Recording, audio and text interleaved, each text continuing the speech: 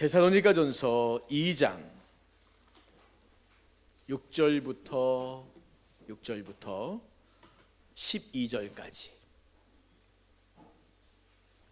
데살로니가전서 2장 6절부터 12절까지 말씀. 우리 말씀 한 절씩 교독하겠습니다. 또한 우리는 너희에게서든지 다른 이에게서든지 사람에게서는 영광을 구하지 아니하였노라.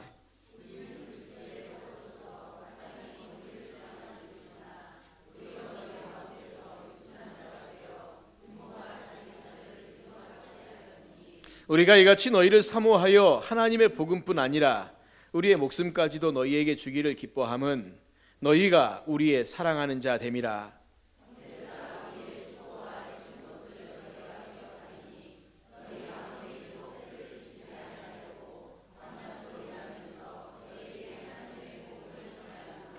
우리가 너희 믿는 자들을 향하여 어떻게 거룩하고 옳고 흠 없이 행하였는지에 대하여 너희가 증인이요 하나님도 그러하시도다.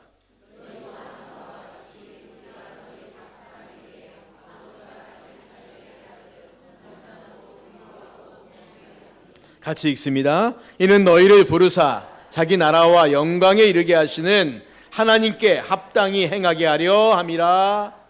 아멘.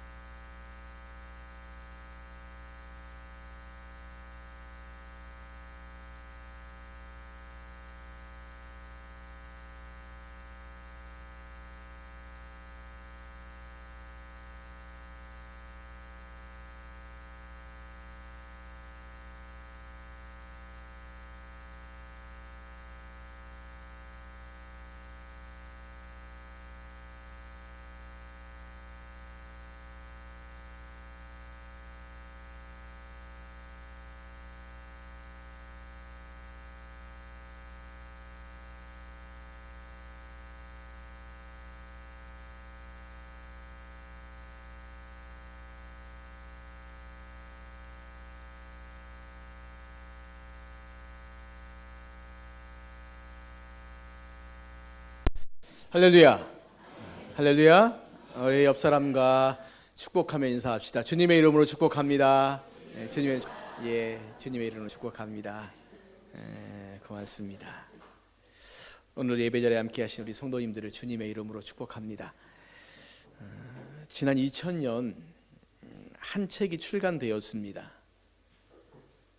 이 책의 저자는 김종웅 전도사인데, 이 김종웅 전도사는 1968년생이고 중앙대학교를 졸업하고 1993년도에 총신대학교 신학대학원에 입학을 했습니다.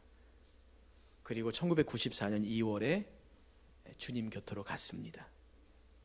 26살의 젊은 나이였습니다. 너무 짧은 인생을 살다 갔기 때문에 그의 친구들이 그의 죽음을 애도하면서 평소에 그가 쓴 짧은 글들을 엮어서 책을 하나 만들었습니다. 책을 만들려고 쓴 글들은 아니었고 그저 중고등부를 섬기면서 주보에 글을 좀 쓰고 설교를 좀 했던 이런 내용들을 모아서 책을 하나 만들었는데 그 책이 영혼 사랑할 시간밖에 없습니다 라고 하는 책입니다.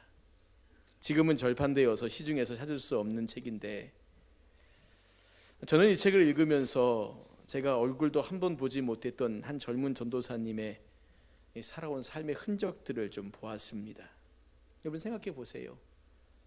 위대한 전도자도 아니었고 큰 교회 목사도 아니었고 많은 나라의 복음을 전한 선교사도 아니었습니다. 그저 주님 사랑하고 주님을 사랑하기에 죽어가는 한 영혼들 안타깝고 어찌하든지 그들에게 주님의 사랑을 전하고 싶었던 한 젊은 전도사님의 외침이 어쩌면 저에게는 인생을 어떻게 살아가야 될 것인가 하고 하는 고민들을 좀 하게 만들었습니다.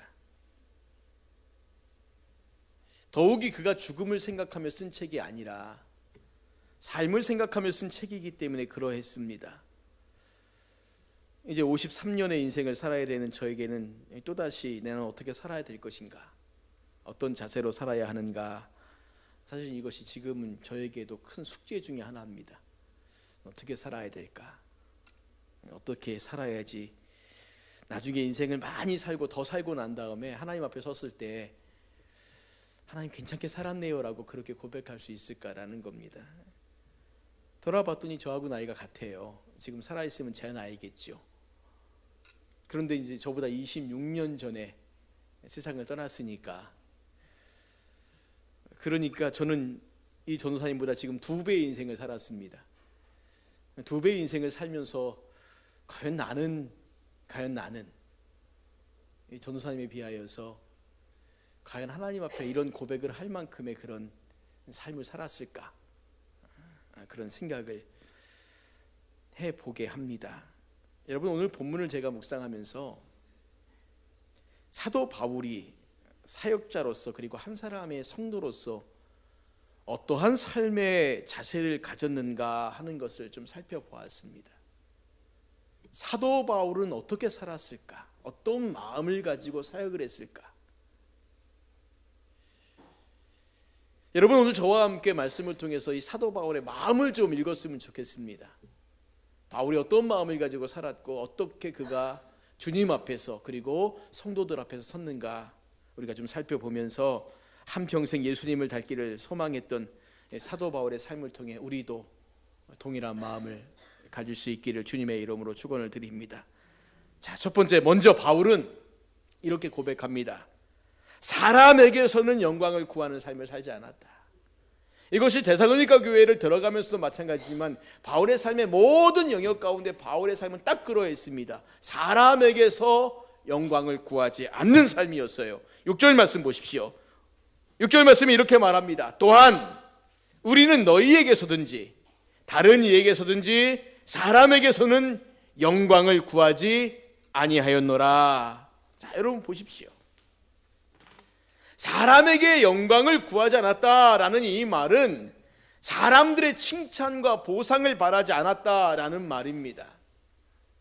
이 말은 바울 복음을 전하면서 그 행위로 말미암아 주어질 어떤 결과들에 연연하지 않았다는 거예요. 그래, 내가 복음을 전했으니까 이런 결과가 있겠지. 그 결과 가운데는 분명히 무엇일까요? 사람들의 칭찬도 있을 수 있을 겁니다. 아니면 물질적인 보상도 있을 겁니다. 그런데 바울은 이 모든 것, 어느 것도 그가 구하지 않았다는 겁니다. 또한 영광이라는 말 속에는 반대되는 의미인 비난과 공격이라는 의미도 포함되어 있어요. 바울은 자신이 전한 복음으로 말미암아 칭찬과 보상도 바라지 않았을 뿐만 아니라 그 전함을 통해 자기가 겪을 수 있는 비난과 공격에도 연연하지 않았다는 거예요. 여러분, 바울이 누구에게서 이런 자세를 배웠을까? 예수님께 배운 겁니다. 예수님께서 자신의 영광을 구하지 않으셨습니다. 사람들의 칭찬과 비난에 좌우되지 않으셨습니다. 예수님 왕으로 삼겠다 하면 그 영광에 취해서 예수님 따라가지 않고 그 자리를 피하셨습니다. 비난하는 자들에 대해서 예수님께서 그 비난에 대해서 기울이지 않으셨습니다. 오직 영혼을 구원하러 오셨다는 당신의 사명에만 관심을 갖고 집중하셨습니다. 만약에 예수님이 자신이 받을 영광과 칭찬에만 연연하셨다면 예수님 십자가 안 지셨을 거예요. 그분이 잡히셔서 침뱉음을 당하고 십자가를 주실 때 12군단 더 되는 군사를 불러 모아서 대적들을 죽이시고 아마 스스로 영광을 취하셨을 겁니다. 안 하셨어요. 모진 비난과 조롱을 다 받으시면서도 예수님 묵묵히 참고 견디셨습니다. 왜냐하면 예수님이 이 땅에 오신 목적이 있으셨기 때문에, 그 사명에 집중하셨기 때문에요. 그래 주님은 당신의 제자들에게 나를 따라오라 말씀하셨습니다. 제자들은 주님이 따라 걸어간 그 길을 열심히 따라갔어요. 오늘 우리도 마찬가지 길을 가야 되지 않습니까? 주님이 가신 그 길, 걸어가신 그 길, 나를 따라오너라 말씀하실 때 예, 우리도 가겠습니다. 그 길 걸어가야 합니다. 사람이 주는 칭찬과 보상에 너무 매달리지 마십시오. 내가 열심히 했는데 칭찬해 주면 참 좋잖아요. 꼭 물질적인 보상이 아니더라도 그저 말 한마디 칭찬해 주면 너무 행복하지 않습니까? 너무 거기에 매달리지 마시라는 겁니다. 때로는 누가 나를 비난하고 조롱할 때에도 그냥 귀 막으십시오. 뭐 그럴 필요 없습니다. 스데반 집사님 그 돌에 맞아 죽으면서 예수님과 똑같은 기도하지 않습니까? 저들은 저들이 하는 것을 알지 못한다고요. 사람들은 잘 몰라서 비난과 조롱할 때도 있습니다. 내가 만약에 그것에 연연하고 살아간다면 우리는 도무지 어떤 것도 하나도 할 수 없을 거예요. 한 걸음도 걸어갈 수 없을 겁니다. 오직 주님이 주시는 칭찬과 보상에만 집중하시길 바랍니다. 두 번째, 바울은 사도로서의 권위를 주장하지 않았다라고 그렇게 말합니다. 여러분 7절 말씀 보시기 바랍니다. 우리 7절 말씀 같이 읽겠습니다. 시작. 우리는 그리스도의 사도로서 마땅히 권위를 주장할 수 있으나 도리어 너희 가운데서 유순한 자가 되어 유모가 자기 자녀를 기름과 같이 하였으니. 자, 여러분 여기 보세요. 권위를 주장한다라고 말하는데 초대교회 당시에 최고의 권위자가 누구였을까? 교회에서요, 사도들이었습니다. 사도는 예수님과 함께 활동하고 예수님께서 임명하신 자들인데 예수님의 부활을, 사역을 직접 목격한 사람들이었습니다. 그래서 여러분 보세요. 이때가 어떤 시대입니까? 아직 성경이, 신약 성경이 기록되지 않았을 때였어요. 그리고 교회가 어떤 조직을 갖추고 있지 못할 때였습니다. 그러니 이런저런 문제들이 있을 때 그 문제들에게 있어서 가장 현명한 권면을 주는 사람이 누구냐면 사도들이었습니다. 그들이요, 예수님께서 이렇게 말씀하셨다, 우리 주께서 이렇게 말씀하셨다 한마디 하면 모든 논쟁들이 싹 가라앉는 겁니다. 사도들은 그러한 권위가 있었어요. 여러분이 권위란 것을 어떤 권력, 권세라고 생각하시면 안 됩니다. 그들이 하나님 앞에서 하나님이 주어진 그 권위가 그만큼 컸다는 거죠. 그들이 말하면 사람들이 듣고 순종했습니다. 바울에게도 이러한 사도로서의 권위가 있었습니다. 바울도 예수님이 직접 이방인을 위한 사도로 임명한 사람이었고 바울도 부활하신 주님을 목격한 사람이었어요. 이런 절대적인 권위가 바울에게 있었음에도 그는 그 권위를 사용하지 않았습니다. 명령하는 자가 되는 것이 아니라 목양하는 자가 되었어요. 오늘 여기 보니까 유순한 자가 되었다라고 말하면서 마치 유모가 자기 자녀를 기름과 같이 하였다고 말해요. 여러분 생각해 보세요. 자녀를 기르는 어머니가 자녀 앞에서 권위를 주장하거나 위엄을 뽐냅니까? 아, 내가 네 엄마야, 뭐 이런 엄마들 없잖아요. 그렇죠? 자식을 키우는 어머니는 어떤 고통이나 수고도 불사하고 희생도 아끼지 않습니다. 바울이 이 데살로니가 성도들을 향해서 그런 마음을 갖고 있었어요. 그 다음 절에 나오지만 바울은 그들을 위해서 자기의 목숨까지도 주고자 하는 그 마음들이 있었습니다. 어머니의 사랑이었어요. 요즘 말로 하면 섬김의 리더십이라고 할 수 있습니다. 여러분, 예수님의 리더십이 바로 이 섬김의 리더십 아니었습니까? 그리고 제자들에게도 똑같은 것을 명령하지 않습니까? 그들에게도 섬김의 리더십, 낮아짐의 리더십을 가지라고 말씀하지 않아요? 제자들의 발을 닦아주신 그 예수님 생각해 보십시오. 예수님께서 얼마나 제자들을 향해서 정말 이 섬김의 모습을 보여주셨는가. 발을 닦아주신 그 사건 하나만이 아닙니다. 여러분, 만약에 예수님께서 발을 닦아주시면서 제자들에게 야, 베드로 가서 물 좀 떠와라, 내가 너희들 발 닦아줄게, 그렇게 말씀하셨다면 그 섬김이 섬김일까요? 야, 물 떠와 베드로, 내가 발 닦아줄게, 이건 이미 섬김이 아닙니다. 그렇죠, 군림하는 거지요. 성경에 나오지 않지만 제 생각은 그렇습니다. 예수님이 아마 그 직점을 다 떠오셨을 거예요. 수건도 예수님이 준비하셨을 겁니다. 그리고 발을 다 닦은 다음에 그 물의 뒷처리도 예수님이 하셨을 겁니다.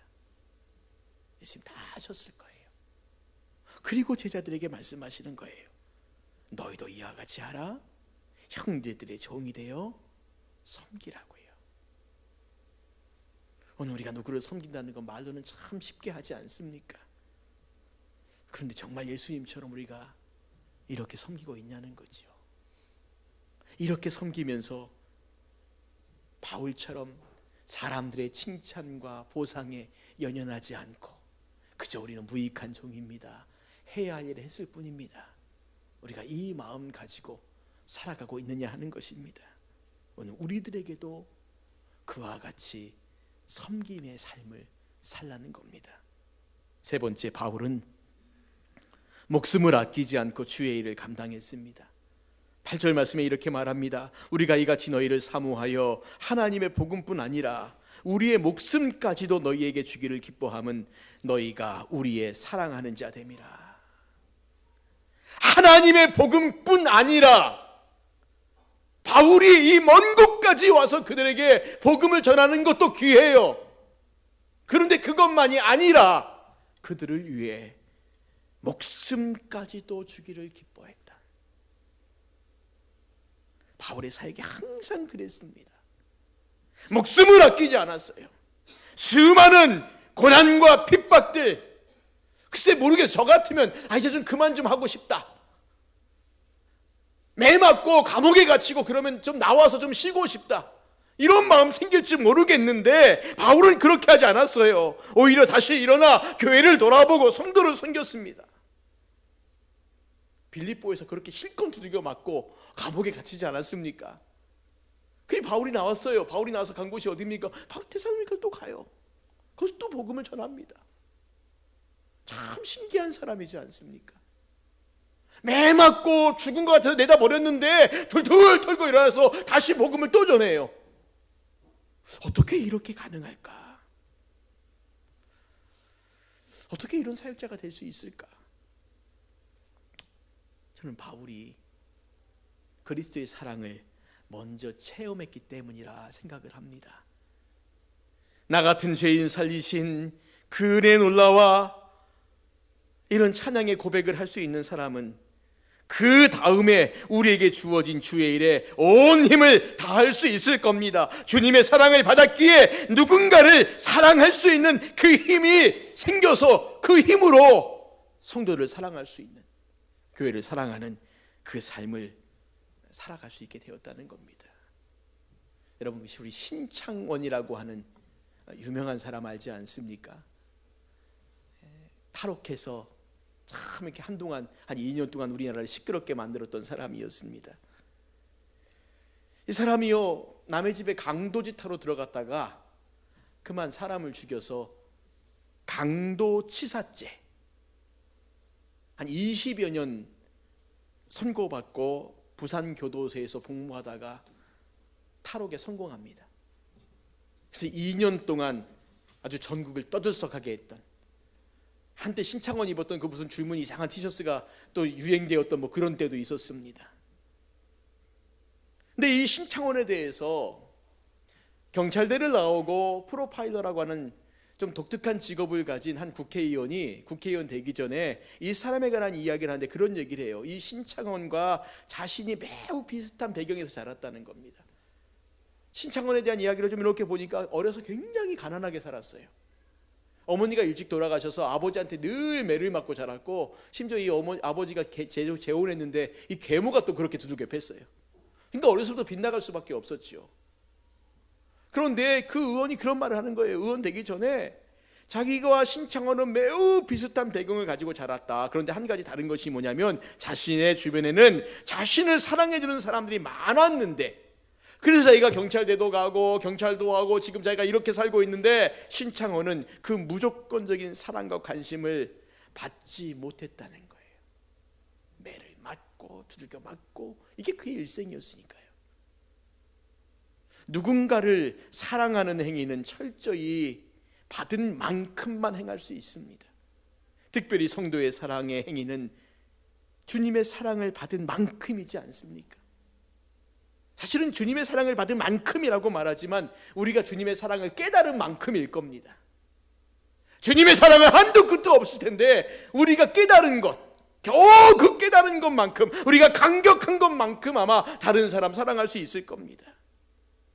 여러분, 얼마나 많은 주님의 사랑을 깨닫고 계십니까? 호주에서 태어나고 영국에서 활동했던 작곡가 로버트 할커니스라고 하는 사람이 쓴 찬양 중에 왜 날 사랑하나 라고 하는 곡이 있습니다. 우리도 많이 불렀던 찬양인데 이 곡의 가사는 이런 겁니다. 사랑이 내 구주를 보내어 나 대신 죽게 했습니다.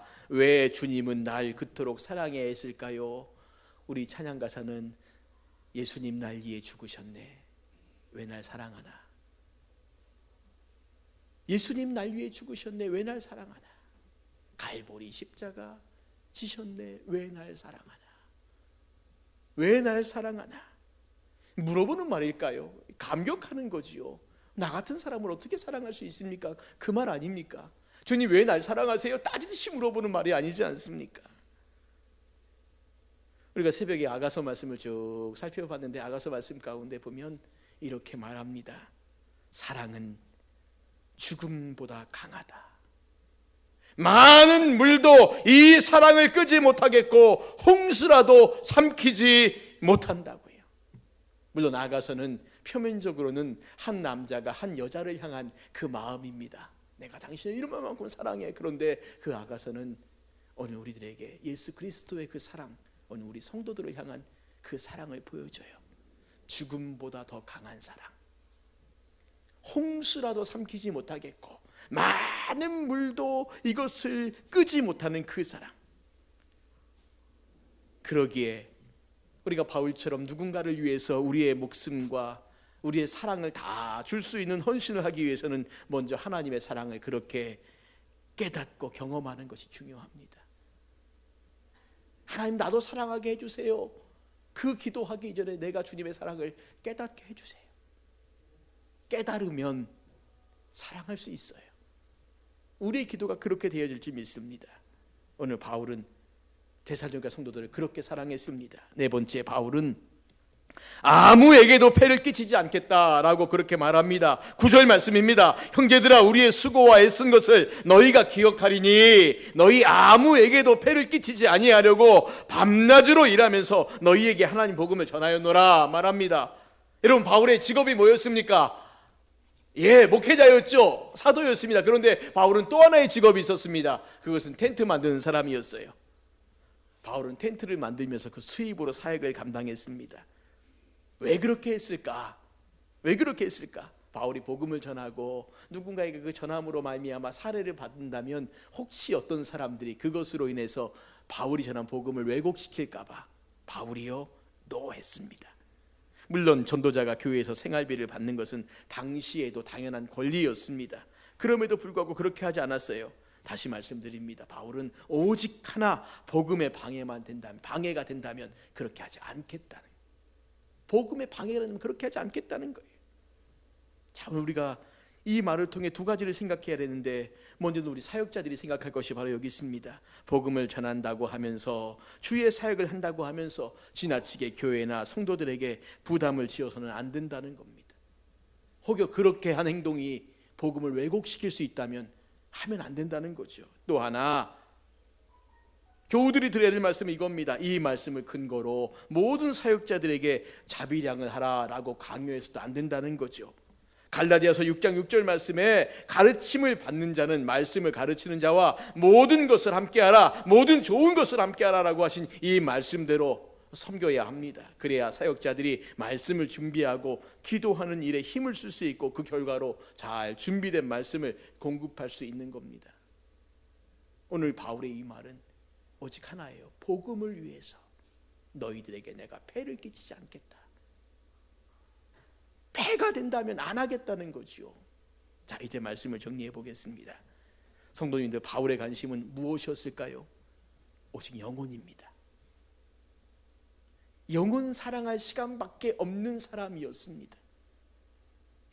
바울이 자신이 전도하여 세운 그 교회들을 연합하여 연합회를 만들지 않아요. 연합회 회장으로 취임해서 권세를 부리지 않습니다. 바울은 그런 사람 아니잖아요. 그러기에 바울은 그가 고백한 것처럼 사람에게서 영광을 구하지 않고 사도의 권위를 주장하지 않고 자신의 목숨도 아끼지 아니하고 나아가 복음에 방해가 된다면 누구에게든지 폐를 끼치지 않는 그 자세로 주의 일을 감당했습니다. 왜 이렇게 했을까요? 이렇게 한 목적이 뭐겠습니까? 12절 말씀입니다. 이렇게 말씀합니다. 우리 같이 한번 읽까요? 12절 말씀 읽겠습니다. 시작. 이는 너희를 부르사 자기 나라와 영광에 이르게 하시는 하나님께 합당히 행하게 하려 함이라. 예, 바울이 이렇게 살았던 일은 한 가지밖에 없어요. 한 영혼 한 영혼들이 하나님께 합당하게 행하게 하려는 것입니다. 바울의 삶은 오직 이 한 방향으로만 향하고 있었어요. 그가 예수님을 다메섹에서 만난 그 이후부터 복음을 전하고 성도들을 가르치고 이 모든 것은 오직 한 가지요. 하나님의 자녀로 그들을 합당하게 세우는 일, 온전하게 세우는 일, 그것밖에 없었다는 겁니다. 그것 외에 다른 일을 할 시간이 없었다는 거예요.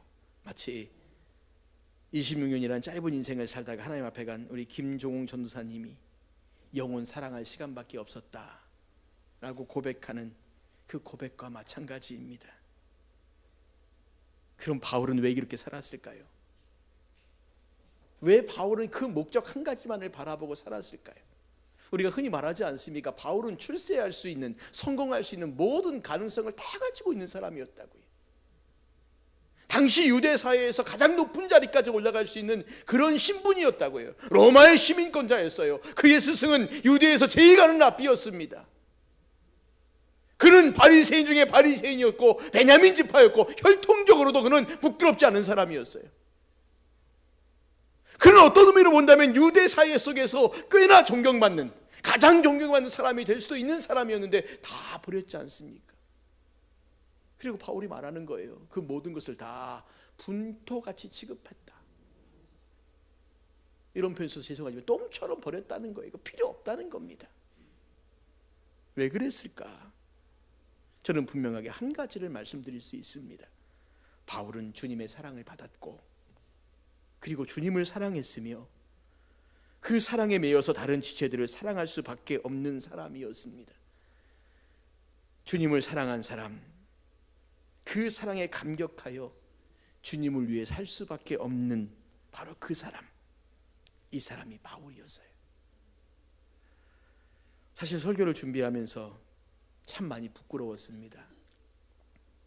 늘 사도 바울의 삶을 쭉 읽다 보면 나는 왜 저렇게 못 사나 이 생각이 들 때가 많습니다. 제가 목회를 시작한 지 26년 되었습니다. 은혜교회를 다니만 지 13년 되었습니다. 바울의 이 고백에 부끄러웠습니다. 나는 정말 주님을 그렇게 사랑하는가? 나는 주님께 받은 그 사랑 때문에 교회를 섬기고 성도를 섬기는가? 혹여 은혜교회 담임 목사라는 이 자체가 나에게 직업은 아닐까? 혹시 내가 그렇게 하지 않을까? 저의 부끄러움을 좀 무릅쓰고 여러분들에게도 묻고 싶습니다. 여러분들은 주님의 사랑 앞에 어떻게 살고 있습니까? 목사님 저는 목사가 아닙니다. 예, 압니다. 근데 성경은 우리를 향하여서 거룩한 제사장이라고 말하고 거룩한 백성이라고 말하고 택함 받은 자라고 하나님의 자녀라고 말하지 않습니까? 저는 직분이 목사이고 여러분은 직분이 장로요, 집사요, 권사입니다. 우리 모두에게 공통점은 딱 한 가지밖에 없어요. 성도입니다. 성도로서 주님의 사랑 앞에 우리가 그 사랑에 감격하여 오늘 매일매일을 살고 있는가?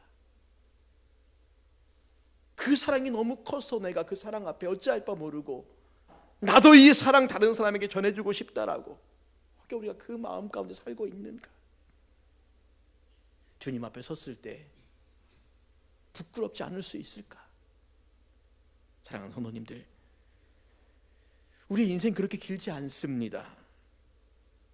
영혼 사랑하는 마음으로 복음을 전하고 말씀을 가르치고 서로에게 종이 되는 삶을 살아도 참 부족한 시간들입니다. 가끔 우리 고재학 장로님하고 제가 우리 교회 온 지 어떻게 됐나 얘기하다 보면 10년 세월이 얼마나 빨리 지나가는지 모르겠다라고 얘기를 하십니다. 저도 그래요. 앞으로 남은 10년도 그렇게 빨리 지나갈 겁니다. 무엇에 우리들의 시간들을 사용하고 있습니까? 무엇에 우리들의 은사를 사용하고 있습니까? 무엇을 위해 달려가고 있습니까? 사도 바울이니까 우리가 여기에서 이야기를 마무리 안 했으면 좋겠습니다. 그래 바울이니까, 그래 목사니까, 그래 선교사니까. 아니요, 하나님 우리를 향하여서 자녀라고 부르시면서 나를 따라오라고.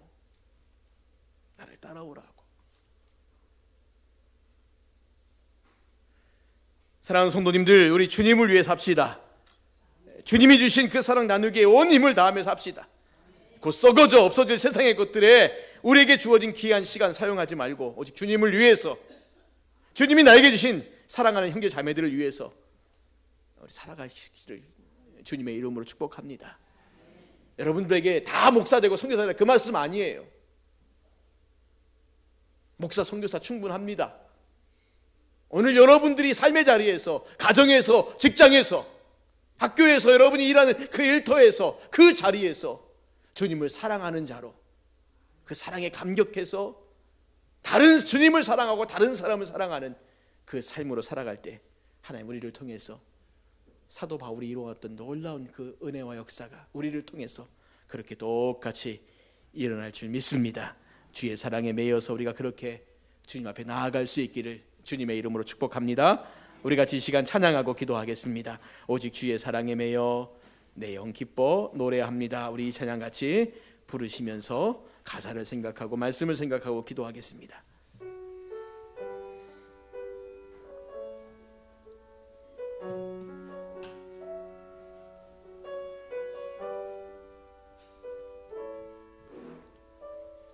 오직 주의 사랑에 매여, 오직 주의 사랑에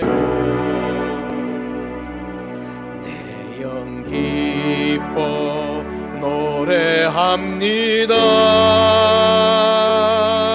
이 소망의 언덕 기쁨의 땅에서 주께 사랑드립니다.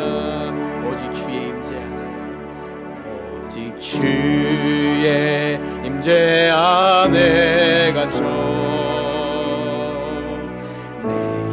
기뻐 찬양합니다. 이 소명의 언덕 거룩한 땅에서 주께 경배드립니다.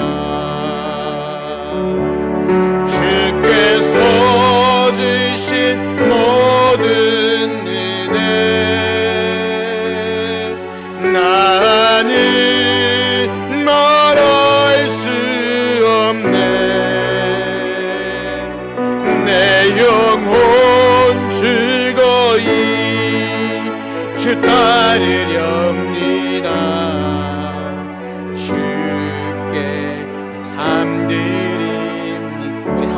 찬양하겠습니다. 오직 주의 사랑에 매여, 오직 주의 사랑에 매여 내 영 기뻐 노래합니다. 이 소망의 언덕 기쁨의 땅에서 주께 사랑드립니다. 오직 주의 임재 안에 갇혀 내 영 기뻐 찬양합니다. 이 소명의 언덕 거룩한 땅에서 주께 경배드립니다. 주께서 주신 모든 은혜 나는 말할 수 없네. 내 영혼 즐거이 주 따르렵니다. 주께 내 삶 드립니다. 여러분, 이 시간을 합심하여 기도합시다. 우리 주의 말씀 기억하면서 기억합시다. 오늘 우리에게 하나님 사랑 주시고 내주셔서 주님을 따르는 제자의 삶 살라고 말씀하셨어요. 우리 앞서갔던 믿음의 선배들은 그렇게 삶을 살았습니다. 주님을 따르는 삶, 그리고 우리에게도 따라오라고 말씀하시는데, 오늘 우리가 주님의 사랑에 매여서 주의 임재 갇혀서 주님의 은혜 가운데서 우리가 내 삶을 주님께 드리는 그런 삶들 우리가 살고 주님을 위해, 성도들을 위해, 교회를 위해, 하나님 영광 위해 살아갈 수 있는 우리가 되게 해달라고 우리 합심하여 같이 기도하겠습니다. 기도합니다. 하나님 아버지, 은혜를 감사